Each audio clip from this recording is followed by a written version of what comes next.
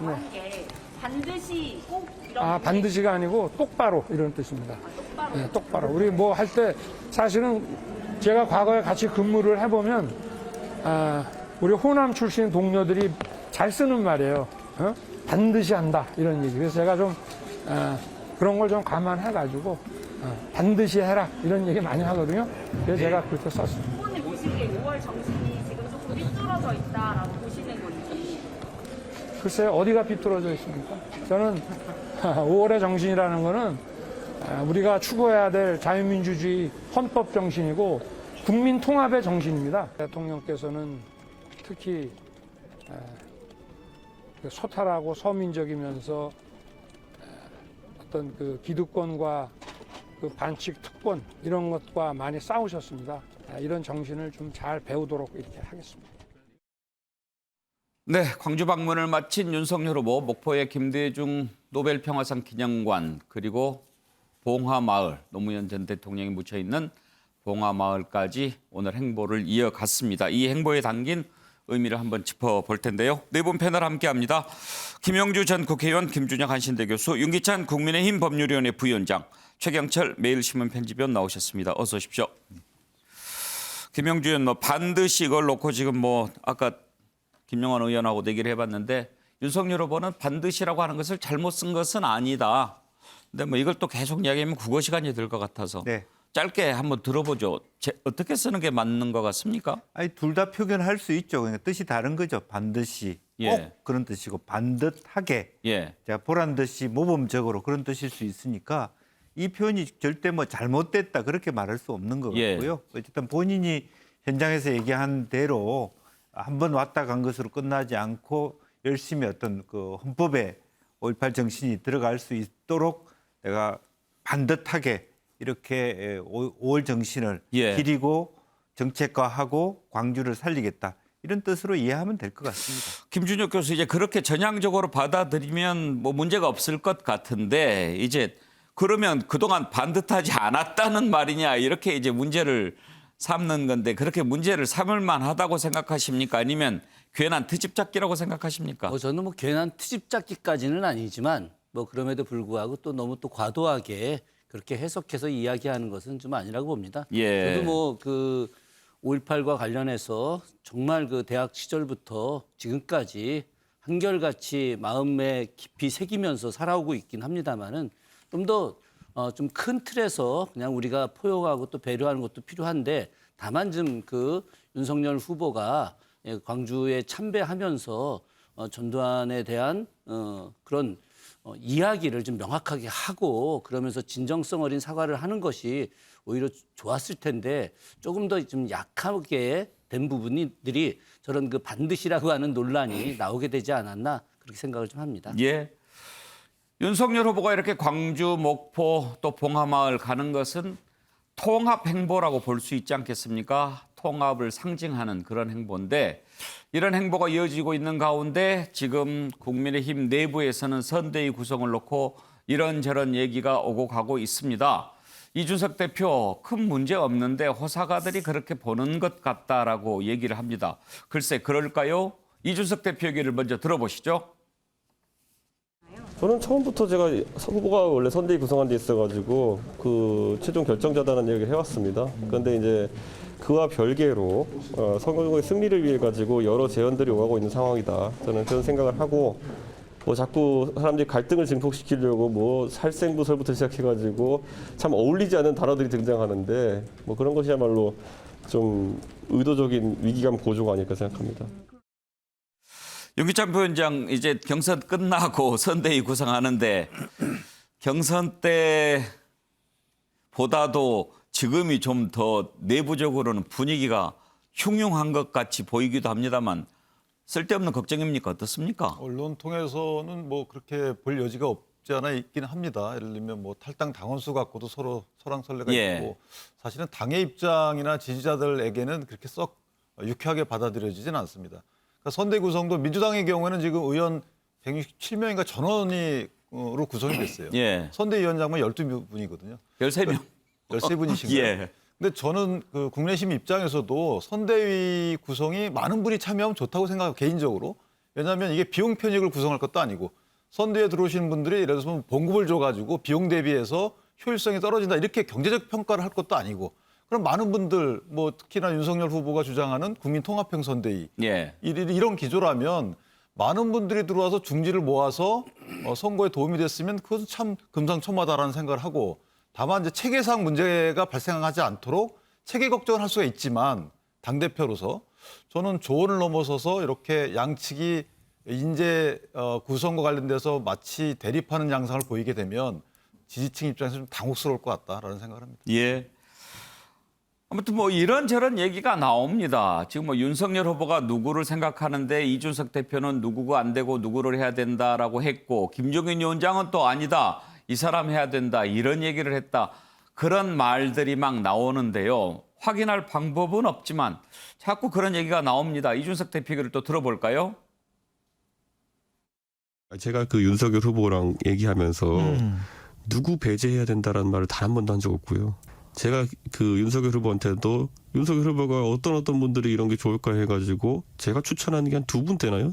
저는 제가 명쾌하게 밝힙니다. 저는 한 명도 제가 배제해야 될 명단을 준 적도 없고 후보한테 제가 봤을 때는 김종인 위원장도 명시적으로 이름들을 막 이렇게 박으면서 이렇게 하진 않았던 걸로 알고 있거든요. 그러니까 저는 오히려 다들 너무 민감해져 있는 거 아닌가. 뭐 김종인 위원장과 여러 인사들 간에 친소 관계가 좀 안 좋은 경우는 있겠죠. 예. 평소에 그럼 좀 잘하지 그랬습니까? 그 어르신이 뭐라고 할까요? 좀 성격이 세신 분이긴 한데 그렇다고 뭐 못 모실 분은 아니거든요. 제 생각에. 최경철 의원, 뭐 비서실장에 누구를 생각했는데 거기에는 안 된다. 이 사람으로 해라. 뭐 이런 얘기들이 있었다고 하는데 어느 정도나 확인이 됩니까? 뭐 장제원 의원을 추천했었는데 장제원 의원이 되지 않고 권성동 의원이 됐다. 뭐 이건 사실인 것 같습니다. 네. 뭐 사실 후보 입장에서는 편한 사람 비서실장 하고 싶죠. 예. 그런데 뭐 그 부분에서 당내에 뭐 김종인 위원장이라든가 다른 분들의 이견이 섞이는 바람에 뭐 안 됐다는 것이 뭐 사실로 확인된 것 같은데 어쨌거나 분란이 있을 수밖에 없는 것은 이번 대선이 좀 특별하죠. 왜 특별한가 하면 바로 지방선거가 있습니다.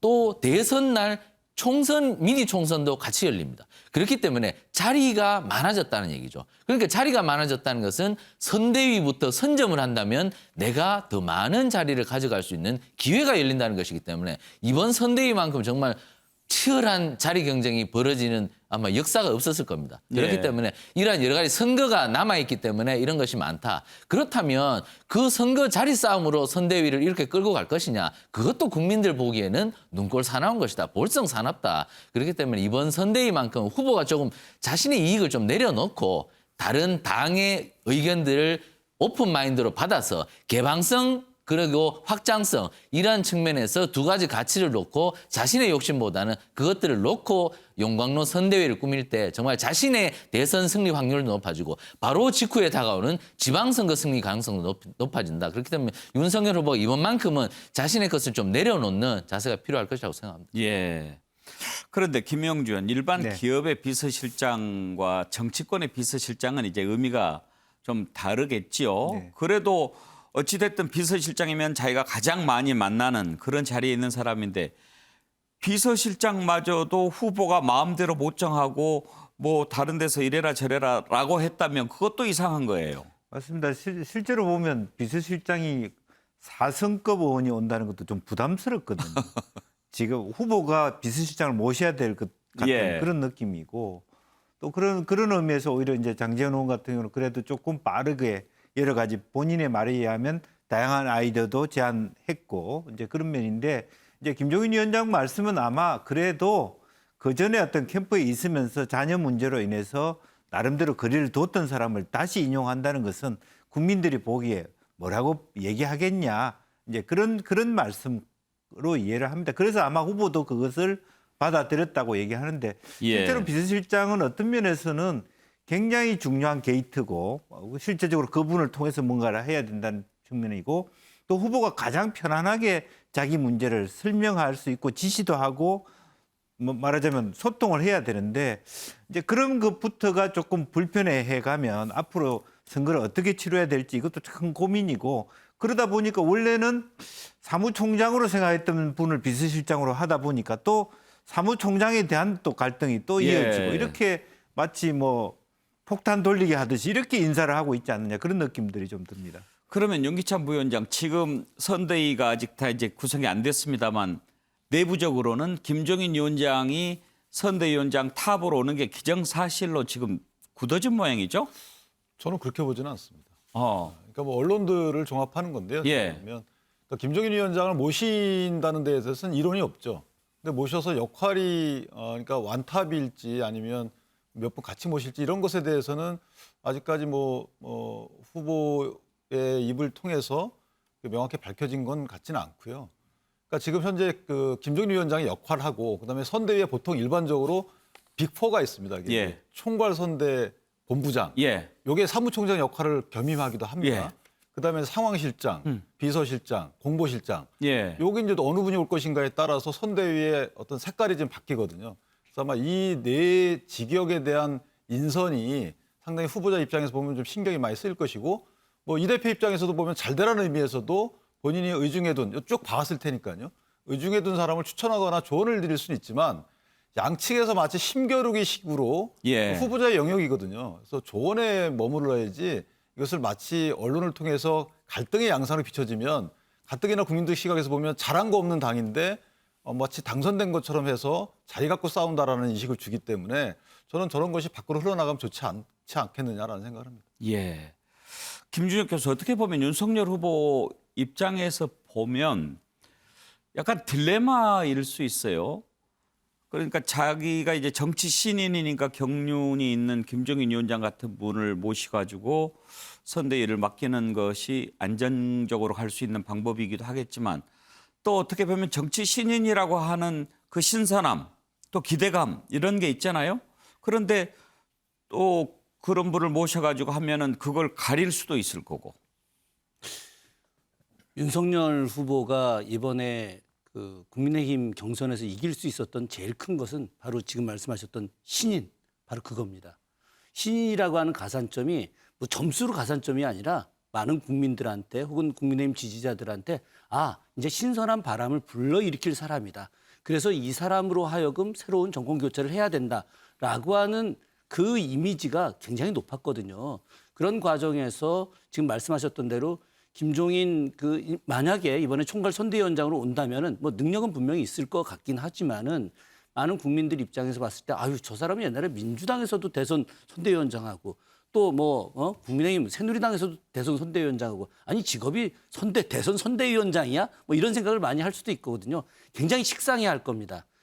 비례로다가 국회의원 5번이나 했고 홍준표 그 의원과 가까운 이재호 전 의원이 예. 이야기하잖아요. 통화은행 비자금 사건으로 구속됐던 사람인데 아예 안 좋은 사람이다. 이렇게 이야기하면서 이미지도 별로 좀 안 좋은데 그렇기 때문에 윤석열 후보 입장에서 김종인 총괄 선대위원장을 받아들이는 것이 과연 본인의 대선 승리에 도움이 될 것인가? 저는 퀘션 마크라고 생각을 하고요. 예. 아마도 이 부분은 전반적으로 한번 논의가 좀 필요하지 않을까 생각을 합니다. 그런데 이제 최경철 의원, 김종인 위원장이 파리 때 뭐 이런 표현 썼지요. 그리고 이준석 대표는 하이에나. 결국은 윤석열 캠프에 있었던 사람들을 겨냥한 말 아니겠어요? 그런 부분들이 앞으로 하나가 되는데 걸림돌이 되지는 않을까요?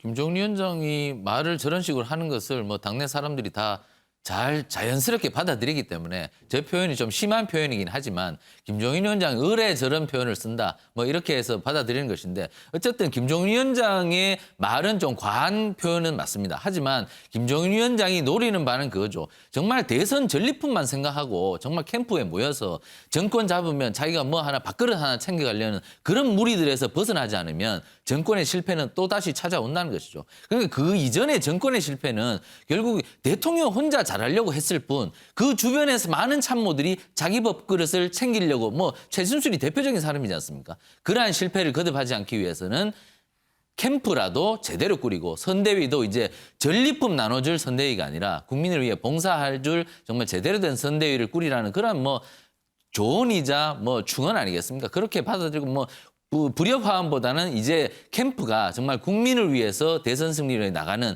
그런 예. 제대로 된 캠프로 나가는 그런 뭐 채찍질이라고 보면 되겠습니다.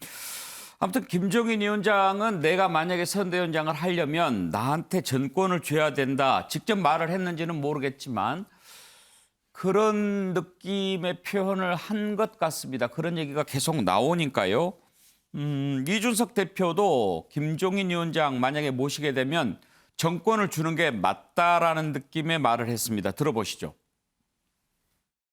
김종인 위원장이 과거에 예. 전권을 부여받았던 상황에서는 굉장히 좋은 성과들을 냈었고요. 가장 대표적인 게 이번에 서울시장 보궐선거겠죠. 예. 그런데 또 전권이 아니라 일부 권한만 부여받은 상황. 예를 들어 지난 총선 때는 공천에는 김종인 위원장이 크게 이제 영향을 미치지 못하고 선거 캠페인에만 나중에 이제 들어오셔가지고 개입하도록 한 게 황교안 대표 체제였거든요. 예. 김종인 위원장의 어떤 구상이라는 걸 실현시키려면은 상당한 권한을 좀 줘야 되는 건 맞다. 예. 이걸 그러니까 저희 후보도 아마 그렇게 좀 생각을 하고 있을 겁니다. 왜냐하면은 고비 때마다 이번에 경선에서 김종인 위원장의 어떤 그 조언이나 이런 것들을 많이 구했던 우리 후보이기 때문에 김종인 위원장의 그런 능력치에 대한 의문은 없을 겁니다. 윤기찬 부위원장, 후보의 생각이 참 궁금합니다. 어떤 것을 따를까요? 저는 이제 이준석 대표의 저 말도 뭐 대부분 이제 이해를 해요. 그런데 이제 후보자 공천 때는 공천권이라는 그 어떤 후보자를 지정하는 권한, 이것이 상당한 그 포션을 차지하잖아요. 그러니까 저 말을 이해하지만 지금 대선의 경우는 약간 다르다는 거죠. 대선은 이미 후보자가 정해져 있는 상태에서 어떤 정책을 갖고 시대에 부합하는 이런 선거운동을 할 것인지에 대해서 해안이 있다는 의미인데, 글쎄요, 그런 해안을 본인이 후보자와의 관계에서 관철시키면 될 것이지, 선대위원장으로서 본인이 선거운동을 직접 하시는 건 아니거든요. 그렇다면 그런 어젠다에 대해서는 충분히 펼칠 만한 그런 권한만 보장을 받으면 되는 것이지, 전권을 달라, 이거 정권이 어디까지인지 모르겠지만 인사권을 예. 의미하는 거겠죠. 인사권이라는 것은 아까 말씀드린 대로 후보자의 뭐 수족이 되는 비서실, 그다음에 입이 되는 공보, 머리가 되는 총괄, 이런 부분은 전부 다 김종인 위원장의 색깔로 채워진다면 국민들 입장에서 볼 때는 아까 뭐 전부 제가 동의하지는 않지만 여태까지 대선과 총선 등을 치르면서 김종인 위원장이 보여줬던 이런 색깔들을 또 재현할 것인가, 이 부분은 글쎄 저는 조금 뭐 예. 의문이 제기되고요. 김종인 위원장이 갖는 시대상을 반영한 이런 능력은 충분히 하지만 전체적인 선대위 활동을 김종인 위원장의 색깔로 채우는 것은 그렇게 꼭 바람직하지만은 않다라고 저는 생각합니다. 예, 후보가 정권을 갖지 않고 김종인 위원장이 정권을 갖는다면 그것은 대원군과 고정의 관계가 되는 거 아니냐. 여권에서는 그렇게 비판합니다. 들어보실까요?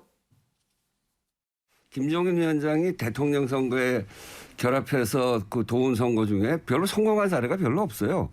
김종인 위원장이 와야만 뭐 이긴다 이런 희한한 그런 분위기를 만들어서, 그것도 이제 본인이 막 그런 분위기를 많이 만드는데, 그래서 그렇지 실제로 성공한 게 별로 없거든요. 그럼에도 불구하고 이렇게 험하게까지 이야기하는 건 뭐 좀 조급한 거 아닌가 이런 생각이 드는데요. 어쨌든 이게 8.2 때 얘기까지 하면서 이런 상황에서 윤석열 후보가 김종인 위원장한테 전권을 드리는 분위기가 된다 그러면 그냥 바깥에서 볼 때는 흥선대원군 김종인, 어린 고정 윤석열 뭐 이렇게 되는 거 아닌가요?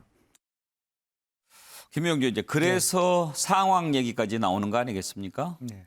근데 조건은 지금은 더 이제 그런 김종인 위원장의 레코드가 무거워지면서 구태의연하다는 생각이 들지만 실제로 후보는 어려요, 정치적으로.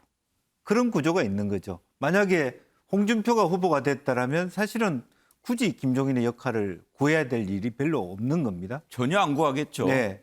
그러니까 뭐 사람의 관계를 떠나서 실제적으로 지금 윤석열이라고 하는 분이 대중의 정권 교체 열망 위에 올라탔을 뿐이지, 초등학생 흥선대원군의 모습과 뭐가 다르냐 하는 것도 딜레마인 거예요, 사실은. 실제적으로 보면 항상 물가에 나와 있는 애처럼 불안하잖아요. 마이크를 잡았을 때도. 지지자들이 지지하는 건 무조건 지지해서 그렇지 어떤 정책을 어떻게 얘기하고 어떤 갈무리를 할 것인가, 오늘은 또 어떤 실수를 할 것인가, 이런 위상에 놓여 있기 때문에 그럴수록 김종인 위원장은 내 아니면 안 된다는 생각을 그동안에 갈고 닦았을 것이라는 생각입니다. 이게 딜레마입니다. 네, 선대위 구성. 다음 주면은 뭐 좀 가닥이 나오겠죠. 다음으로 넘어가겠습니다. 민주당 이재명 대선 후보가 대장동 의혹과 관련해서 특검을 수용할 의사가 있다고 밝히면서 특검 논의가 급물살을 탈 전망입니다.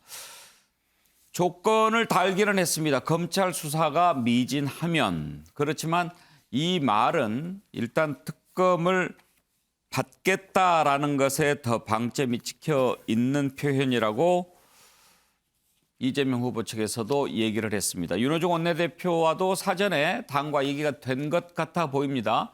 피할 생각이 없다. 야당에서 연락이 오면 협상하겠다라고 얘기했고요. 김기현 원내대표 특검 수용 발언 환영한다. 당장 만나서 처리하자. 이준석 대표는 한 걸음 더 나가서 야당이 특검을 지명해야 된다. 이렇게까지 얘기했습니다.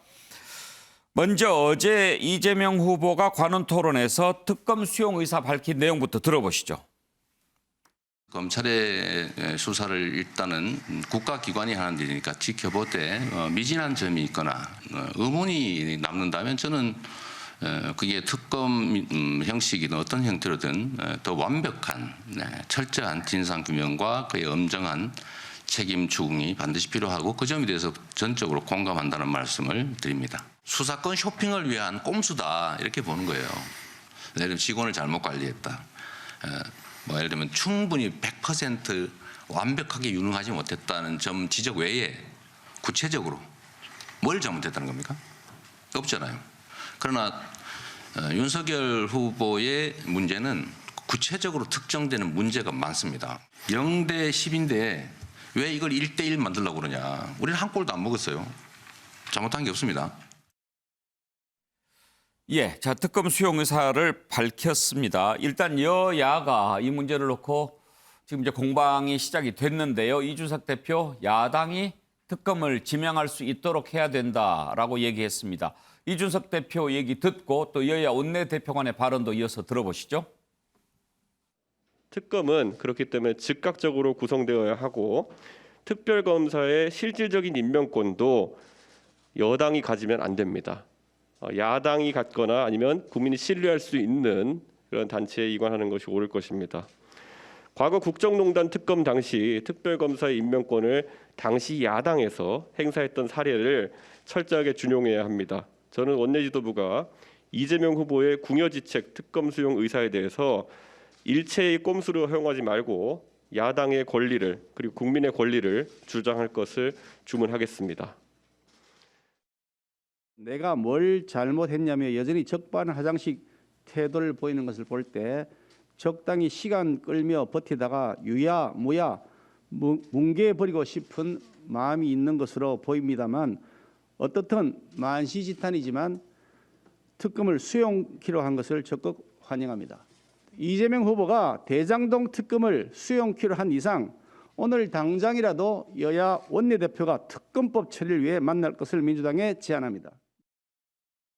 이렇게 했는데 의향이 좀 어떻게 있으신지 여쭤보려고요. 네, 뭐 피할 생각은 없습니다. 그러면 오늘이라도 바로 만날 수 있다는 말씀으로 이해돼요?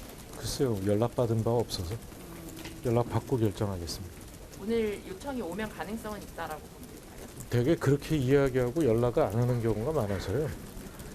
저희는 검찰 수사가 아직 끝나지 않았다고 보고 있으니까 저희가 먼저 연락할 일은 없습니다. 그런데 야당이 연락을 해오면 협상을 피할 생각 없습니다.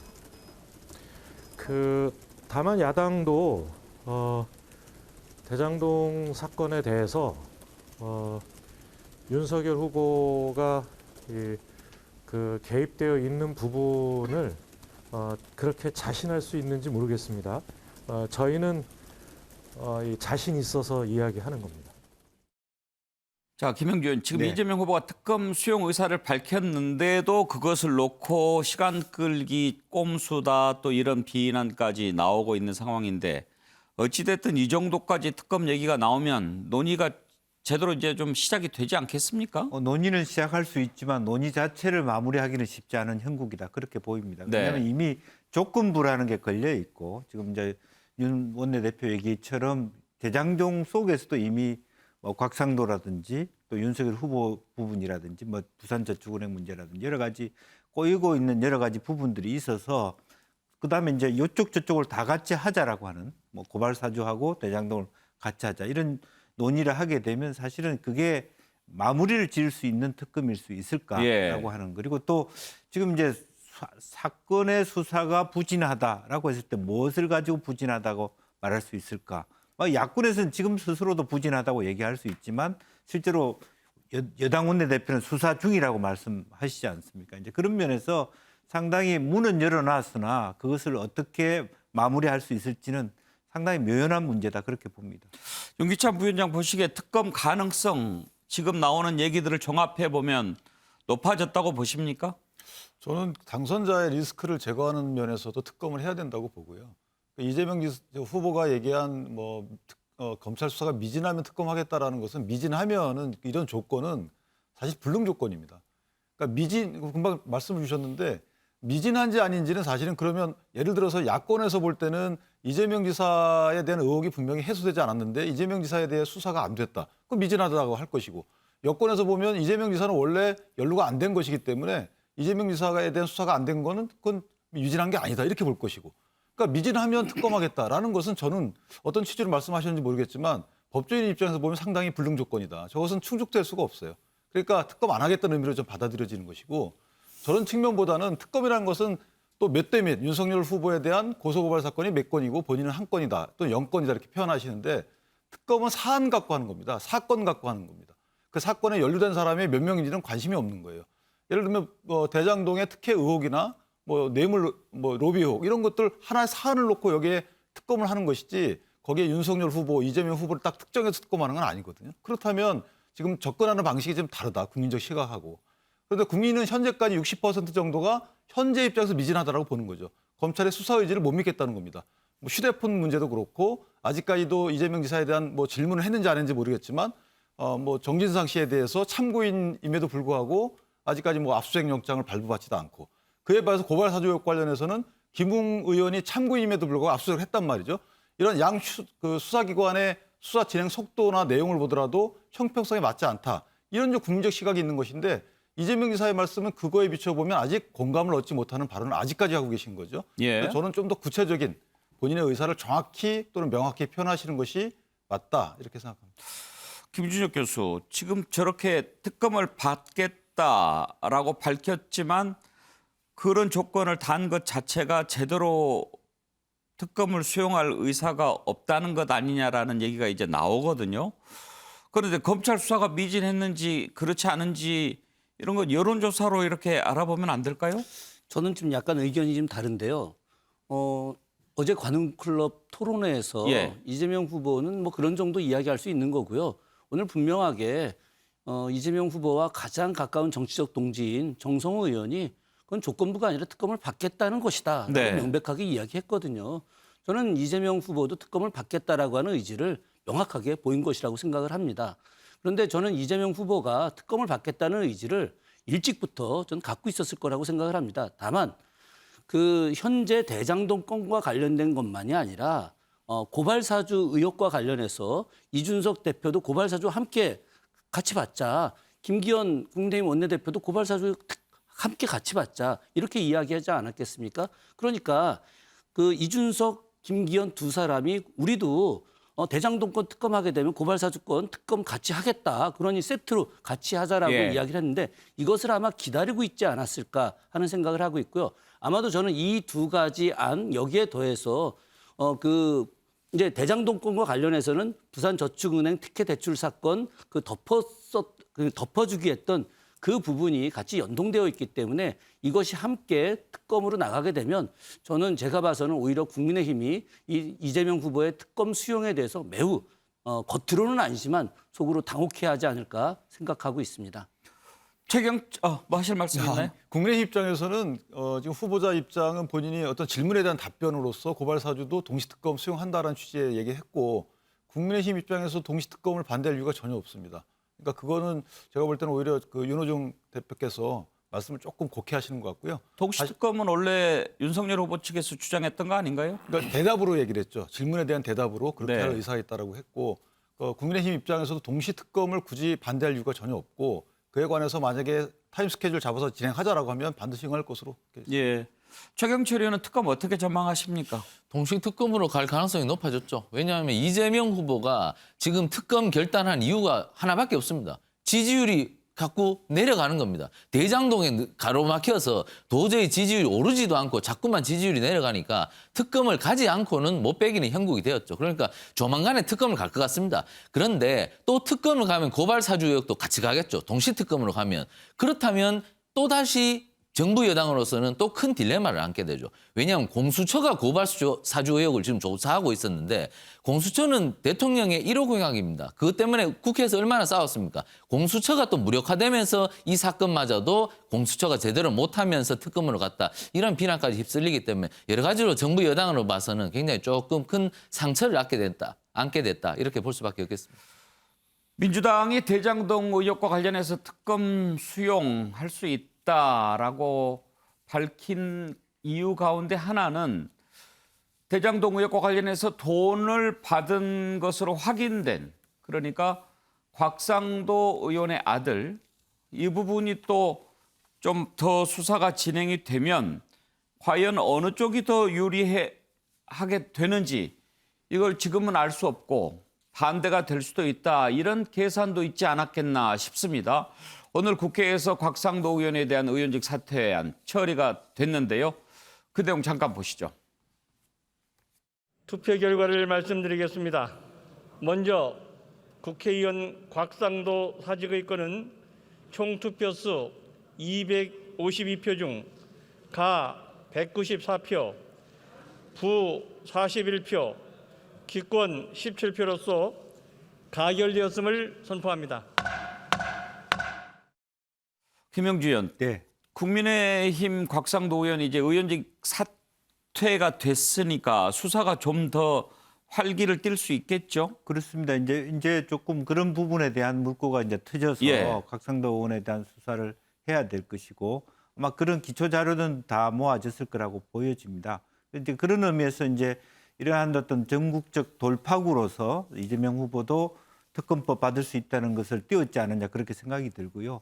이제 그렇다면 실제로 특검이 과시화된다라고 하면 현재 수사하고 있는 수사 담당자들 입장에서도 이렇게 한가한 수사를 하면 안 되거든요. 어차피 수사할 결과를 이첩해야 될 상황이 왔기 때문에 남은 특검이 구성되는 것까지도 조금 더 속도를 낼 수 있는 그런 어떤 모멘텀이 왔다 그렇게 볼 수 있겠습니다.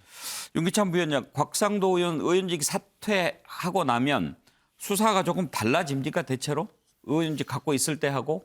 아무래도 이제 뭐 회기 중의 경우에는 뭐 신병 처리 등의 좀 문제가 있고요. 아무래도 이제 수사기관 입장에서 보면 현직 의원에 관련돼서는 뭐 출석 일자도 좀 조율해야 되고 이런 좀 그 어려움이 좀 있죠. 예. 이제 사퇴와 관련돼서 특별히 현재 입장에서는 수사에 큰 영향은 주지는 않겠지만 다만 이제 기존의 뇌물수수 혐의로 영장을 쳤다가 김만배 씨에 대해서 지금은 이제 알선수재입니다. 그러니까 금융기관의 업무에 대해서 뭐 돈을 요구했다 이런 취지거든요. 근데 그 하나은행 컨소시엄이 과연 대장동 사업에 들어오게 된 경위 또는 들어와서 빠지지 않게 된 경위와 곽상도 의원의 저런 아들의 금품 수수와 어느 정도 인과관계가 있는지가 이제 핵심이 될 텐데 그것은 아마 수사를 해봐야 알 것 같습니다. 네. 자, 다음으로 넘어가죠. 이재명 후보의 부인 김혜경 씨의 낙상 사고를 계기로 후보 부인에 대한 관심도 높아지고 있습니다. 그런데 이번에 김혜경 씨 사고와 관련해서 이런저런 가짜 뉴스가 많이 나돌았습니다. 이와 관련해서 민주당이 허위 사실을 유포한 누리꾼 2명을 고발을 하는 등 법적 대응하기로 했는데 글쎄요, 만약에 그런 일이 없었는데도 일부러 그렇게 만들어서 퍼뜨렸다면 절대로 해서는 안 될 일이지요. 이재명 후보의 총괄특보단장을 맡고 있는 정성호 의원이 용태를 좀 전한 내용이 있습니다. 들어보시죠.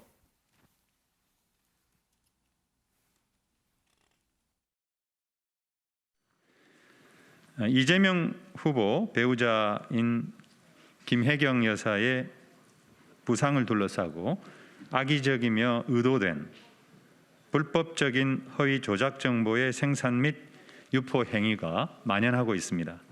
현 상황이 명백한 공직선거법 위반이자 명예훼손에 해당한다고 판단되는 바, 더불어민주당은 어제인 11월 10일 관련 허위 사실을 유포한 누리꾼 2명을 공직선거법 위반 혐의로 서울중앙지방검찰청에 고발했습니다. 예, 이해식 이재명 후보 배우자 실장이 발표한 내용이군요. 김준혁 교수, 도대체 어떤 내용의 글들이 돌아다닌 겁니까? 사실은 저도 어제 여러 개를 봤는데 예. 그 이재명 후보가 뭐 이렇게 그 관련된 비서 중에 뭐 이렇게 내연녀가 있어서 그 내연녀와의 관계를 추궁하다가 열받아서 뭐 이렇게 폭행을 했다? 뭐 했다 뭐 이런 내용도 있고 뭐 관련된 몇 가지 내용들이 좀 있었습니다. 그런데 이게 상식적으로 정말 말이 안 되는 이야기죠. 그리고 또 그 관련된 인물을 또 제가 잘 알고 있는 분인데 예. 아주 열심히 시민운동 참여하고 지역에서 활동을 했던 분인데 뭐 그분이 예전에 그런 루머가 나와가지고 그랬다는 거 아닙니까? 서로 둘이 깔깔대고 사람들이 있는데 웃으면서 우리들 눈이 내가 더 높아 뭐 이러면서 그렇게 막 웃을 정도로다가 그런 관계들이 전혀 아닌 사람들인데 아니 그런 루머를 만들어서 저렇게 이재명 후보를 갖다가 망가뜨리려고 하는 특히나 저는 그 의도 자체가 제2의 안희정을 만들어서 그래서 아주 뭐 나쁜 사람으로 특히나 이제 여성계에서 몰락하게 만들려고 하는 그런 잘못된 의도, 악의적 의도를 갖고 한 루머인데 절대 뭐 사실이 아니라고 하는 것은 너무 명명백백하다고 말씀드릴 수 있습니다.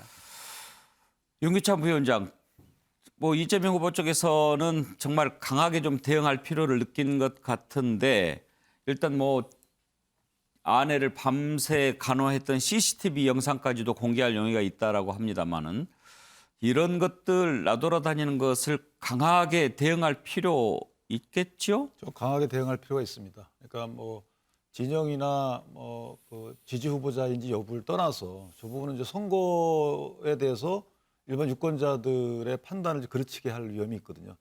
공직선거법상 허위사실 공표와 관련된 것인데 사실은 그냥 본인이 추정해서 어디서 들었다 하더라도 들은 것이 상식적으로 납득이 안 된다면 다른 사람한테 이렇게 퍼뜨리면 안 되는 것이고요. 더군다나 저것을 만약에 저런 루머 자체를 만들었다면 저는 그것은 그 루머를 만들었고 그 루머가 만약에 허위 사실이라면 그것은 상당히 큰 죄에 해당하기 때문에 뭐 자제를 하는 것이 맞다고 생각합니다. 예, 정말 저런 일이 있어서는 안 되죠. 김영주 의원, 꼭 선거 때면 저렇게 여자 관계 관련해서 폭로 나오고 뭐 있지도 않은 사실 꾸며대고 그러는데 그 전에 제 기억에 이명박 전 대통령 선거할 때도 그때 뭐 내연녀가 있니 뭐 내연녀 사이에 아기가 있니 그러니까 김윤옥 여사가 그런 얘기한 게 기억에 남아요. 그 있으면 좀 데리고 오세요. 그렇지 않아도 지금 사람이 없어 죽겠는데 일 좀 붙이게. 글쎄 말입니다. 근데 하여튼 그런 구성들을 어떻게 그렇게 하는지를 모르겠어요. 그리고 엄청나게 많은 사람들이 본 것 같아요. 그러니까 실제로 사람들이 지금 심리 상태가 자기가 그렇게 믿고자 하는 것만 믿고 있기 때문에 사실과 다르는 가짜 뉴스에 빨리 쏘가 넘어가는 것 같습니다. 그런 것들이 정말 앞으로 걱정이고 그래야지 앞으로 이것이 정말 앞으로 올바른 대통령을 뽑기 위해서라도 이런 가짜의 뉴스에 현혹돼서는 안 되겠습니다. 예. 자, 그리고 이제 윤석열 후보의 부인 김건희 씨 언제쯤 공식 석상에 등장할지도 관심인데요. 최근에 헤어스타일을 좀 바꿨다는 얘기도 들립니다. 그런데 김건희 씨를 둘러싸고 그동안 여러 가지 의혹들이 제기되지 않았습니까? 권영세 의원 그런 의혹들 털고 가는 게 낫다 그렇게 얘기를 했습니다. 들어보시죠. 인정할 거는 확실하게 인정을 하고 가야 되는 게 저는 맞습니다. 뭐 그 상대방이 자기 본인이 잘못한 부분에 대해서 대응을 어떻게 하든지 간에 우리 쪽에서 잘못한 부분이 있다면 우리 쪽에 대한 부분은 진솔하게 그건 잘못됐다. 이거는 뭐 앞으로는 이런 일 없겠다. 이런 식으로 털고 가는 게 옳다고 생각합니다. 최경철 의원. 권영세 의원 얘기를 듣고 보면 뭐 털고 갈 잘못이 있기는 있는 것 같다 이렇게 들리기도 합니다. 오늘 뭐 국회에서도 얘기가 좀 있었습니다. 뭐 국민대, 뭐 교수 지원 관련해서 여러 가지 서류상의 오류가 좀 있다. 그러면 고의적으로 잘못 기재한 것이냐, 고의적으로 쓴 것이냐 아니면 잘못 기재한 것이냐 뭐 이런 논란이었는데 고의적으로 잘못 썼다면 이걸 빨리 밝혀서 사과하는 것이 맞죠. 특히 이 학교에 가서 학생들 앞에 서는 분이 자신의 이력서를 허위로 기재하거나 그리고 고의적으로 잘못 기재했다면 이것은 굉장히 큰 학생들에 대한 뭐 신뢰이고 교육권 침해이죠. 이것은 있을 수 없는 일이기 때문에 빨리 이것이 만약에 뭐 오해이라면 오해를 빨리 풀어야 되고 실제로 잘못한 부분이 있다면 사과하시고 이런 부분은 다시는 제가 이런 잘못을 저지르지 않겠다고 국민들에게 명백하게 밝히는 것이 좋겠다고 할 수 있겠습니다. 유기찬 부위원장, 더군다나 그런 그 법률적으로 꼭 안 걸릴 수도 있는 부분도 있지만 지금 수사와 관련된 사안도 있죠. 예, 지금 일단은 이 사안과 관련돼서는 사생이 사기죄로 고발을 했습니다. 수사가 이루어질 것이고 일단 언론에 보도된 거에 따르면 사실 확인되지 않는 이력이 기재된 부분도 있다는 것이고요. 그 부분은 수사 과정이나 아니면 어쨌든 공보팀을 통해서라도 본인이 그건 해명해야 될 부분입니다. 그리고 실제 본인의 이력과 다소 표기가 다른 거, 명칭이 다르거나 그런 부분은 본인이 이제 보고 쓰지 않으면 약간 달라질 수는 있어요. 예. 그거에 대해서도 경위에 대해서는 분명히 밝혀서 저 부분이 논란이 확산되지 않도록 할 필요가 있는 것이고요. 나머지 수사 관련돼서는 현재 수사가 진행 중입니다. 도이치모터스 주가 관련해서도 이미 세 분이 기소가 됐기 때문에 관련된 수사가 어떻게 종결될지는 좀 봐야 될 것 같습니다. 김영준, 선거에서 배우자의 역할 꽤 크죠? 굉장히 크죠. 네, 이번에 어쨌든 이재명 후보의 부인 문제로 인해서 이제 다시 부인의 문제가 이제 등장할 텐데 실제로 보면은 자기 후보의 지금 조사에 보면 후보들이 둘 다 비호감도가 상당히 높습니다. 약점도 많고. 그렇기 때문에 그 약점을 바로 보완해 줄 수 있는 게 배우자거든요. 배우자의 역할이 크고 그동안에 특히 이재명 후보의 배우자만 하더라도 남편 외에 할 수 없는 직을 엄청나게 많이 다니고 또 그런 활동을 하기 때문에 앞으로 자연스럽게 이제 배우자에 대한 관심으로 갈 수밖에 없을 것 같고요. 예. 그랬을 때 지금 권현세 의원 얘기한 것처럼 배우자가 활동을 하려면 과거의 배우자들은 숨겨놓을 수 있었으면 좋았을 텐데 가령 뭐 제가 박은순 후보 첫 번째 선거 상황실장 때는 예. 후보 부인을 꽁꽁 숨겨놨습니다. 투표 당일날 오픈했거든요. 이유가 있었나요? 조금 후보는 굉장히 서민적인데 부인은 좀 다소 그렇지 않았다는 예, 이미지가 좀 달랐기 때문에 판단을 그렇게 했습니다. 예. 뭐 문제가 있어야기보다. 그런데 지금 이미 이 김건희 여사는 문 대통령 검찰총장한테 드러나서 상 받으러 와서 얼굴이 드러나 버렸잖아요. 그렇죠. 드러나고 난부터 관심이 많아졌고 또 관심을 끌기 위해서 여러 가지 급듣기에서 이야기하는 게 또 다른 설화가 됐고 공부를 열심히 했다는 말 때문에 학위 문제까지 나오게 된 거 아닙니까? 이제부터는 권영세 의원 말처럼 이제 털고 갈 부분을 털고 가지 않으면 안 되는 그런 상황에 직면했다 그렇게 보여집니다. 예.